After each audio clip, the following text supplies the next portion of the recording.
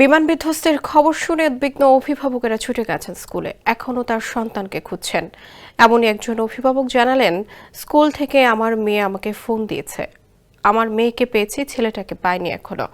আমার যমজ দুইটা বাচ্চা, আর কেউ নেই।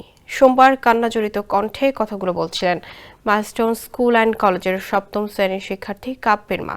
তিনি বলেন, কাব্যকে পুরো স্কুল খুঁজেছি, কোথাও পাইনি। কেউ কিছু বলতে পারছে না।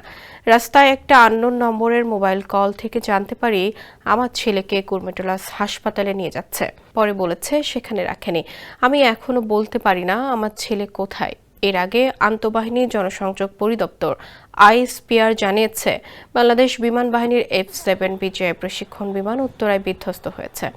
বিমানটি দুপুর 1:06 উড্ডয়ন করে 1:18 বিধ্বস্ত হয়। ফায়ার সার্ভিসের নিয়ন্ত্রণ কক্ষের দায়িত্বরত কর্মকর্তা লিমা খান বলেন, দুপুর 1:30টার দিকে দিয়াবাড়িতে এই বিমান বিধ্বস্ত হয়। জানা গেছে, মাইলস্টোন কলেজ সংলগ্ন মাঠে F-7 বিজিআই মডেলের একটি প্রশিক্ষণ বিমান বিধ্বস্ত হয়।